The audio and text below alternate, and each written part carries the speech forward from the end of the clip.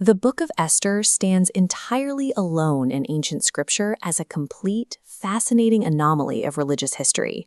Looking closely at this dense Hebrew parchment, out of all the texts that make up the Bible, this is the only one that completely omits the word God. This historical map shows the boundaries of the Persian Empire. The territory was massive, stretching across multiple distinct geographic regions. Administratively, it was divided into 127 provinces. On the far eastern edge here, you can see the name India. That single geographical reference later inspired European missionaries to travel vast distances, searching for the farthest eastern parts of the world. At the center of this sprawling territory, the capital city was engulfed in chaos. The king threw a massive 180-day celebration, defined entirely by deep excess and unrestricted alcohol consumption. We have drunken political maneuvering, deposed queens, and a total absence of any deity. Yet this text was preserved and elevated to sacred status. The trouble begins with King Ahasuerus, or Xerxes, sitting in a position of unchecked authority. Deep into his months-long party, he commands Queen Vashti to appear and display her beauty to his guests. She outright refuses. Her refusal triggers immediate political panic.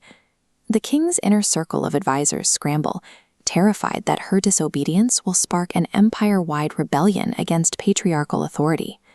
To contain the fallout, they permanently depose Vashti.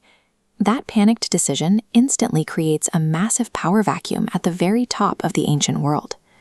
The empire's bureaucratic solution to fill that vacuum is brutal and efficient. A decree goes out across all 127 provinces, mandating a highly competitive beauty contest to select a new queen.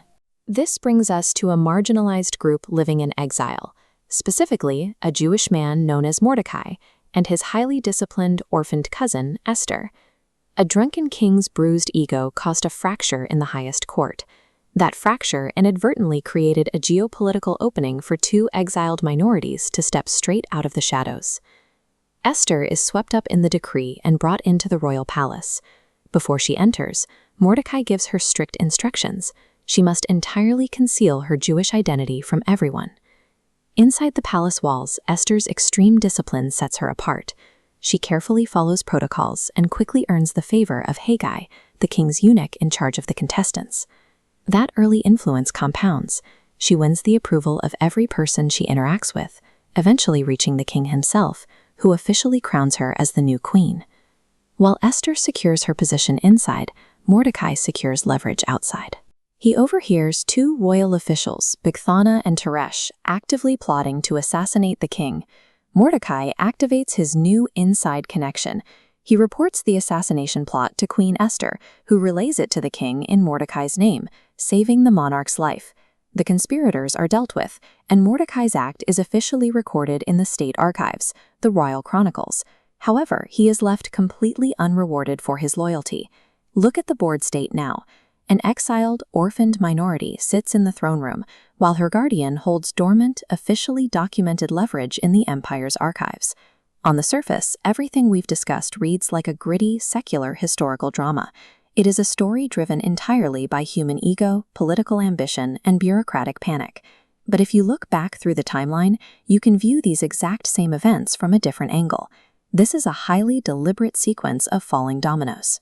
Vashti's removal provided the exact opening required to breach the rigid royal hierarchy. Esther's status as an orphan created the necessary conditions for her to be heavily molded by Mordecai's discipline, giving her the exact temperament needed to navigate palace protocols. And the foiled assassination attempt served as a carefully planted seed of political capital, placed perfectly in the archives for later use. The entire chaotic, hedonistic bureaucracy of the Persian Empire was actually being used against itself to position these two specific individuals in the absolute center of power. The Book of Esther proves that a lack of visibility does not equal a lack of presence. Deep preparation and strict obedience position us perfectly for an unseen orchestrator's timing.